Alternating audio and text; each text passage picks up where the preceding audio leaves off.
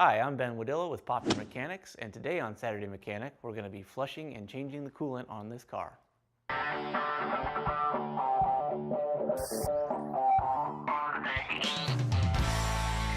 The first stage in this process is to actually get the coolant out.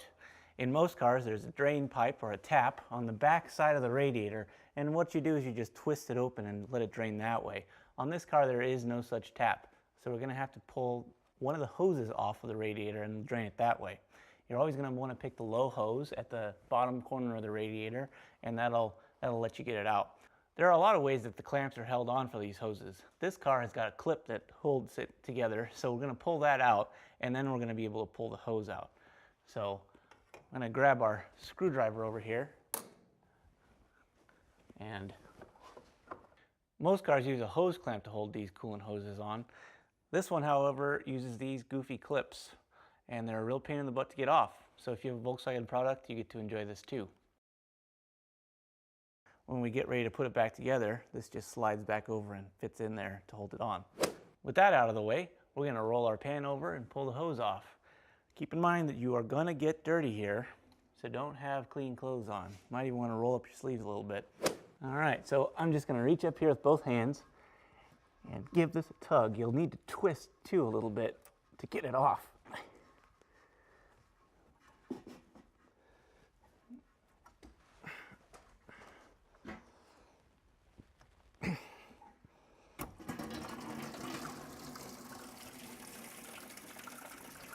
Try to catch everything that you can. Might not get it all, but there's a lot going to come out.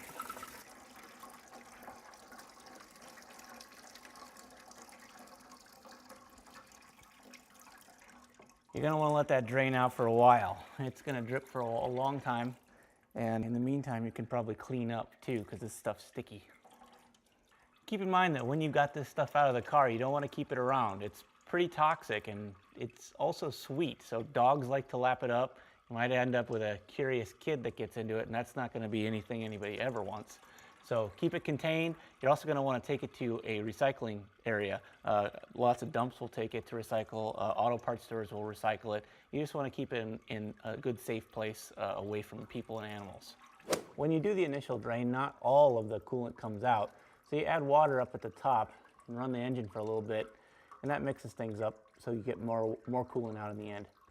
The amount of water you're going to need varies from car to car. And you really should just fill it up to the service line and go from there. When you're doing this job, you'll probably want to have a couple gallons, maybe 2-3 gallons of water on hand, as well as 2 or 3 gallons of coolant.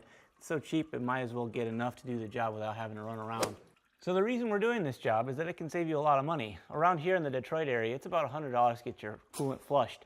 And for the cost of a couple of jugs at your auto parts store, you save a bunch of money. It's probably only going to cost you about 10 or 20 bucks.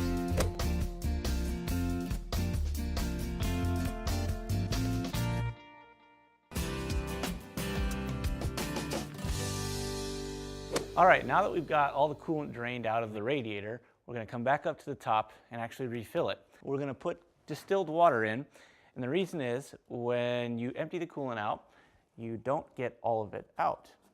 And that's because you've got sort of two different areas of the coolant system. You've got one that cools the engine. You've also got the other that heats your cabin. That's called the heater core. So we're going to add distilled water into it and then run it for a little bit.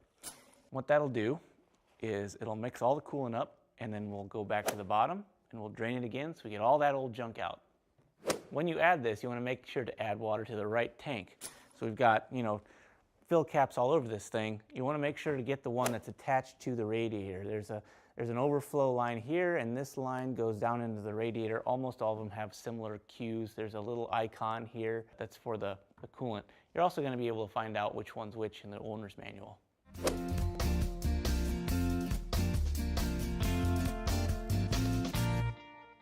Now that we've got all the old stuff mixed up with the water, we can drain that out too.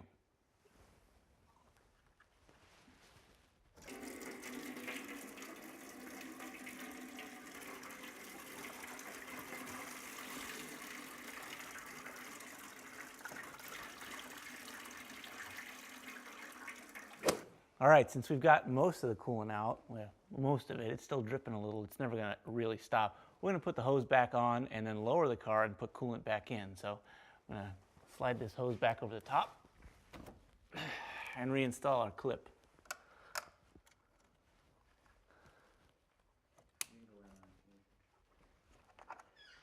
All right, with that, we're done under the car, and we'll drop it, and I'll put some coolant in.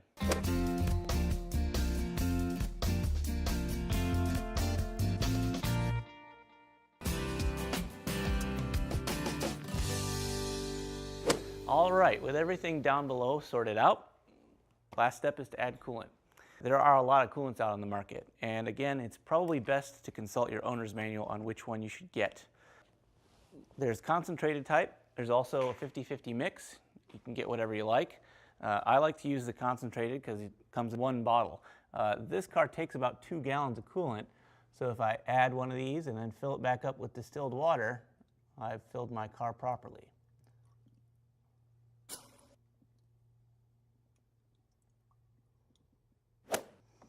All right, so I'm going to add some distilled water now.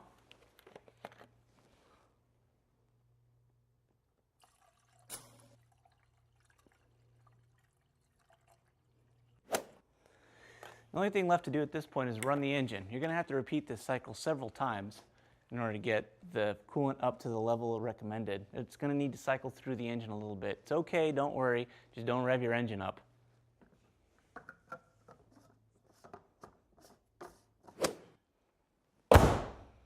All right, that's it, we're done. Remember to recycle all of your used coolant, and please, if you have any questions, drop them in the comments section below. We will very likely be able to get you hooked up with a Skype session to answer them.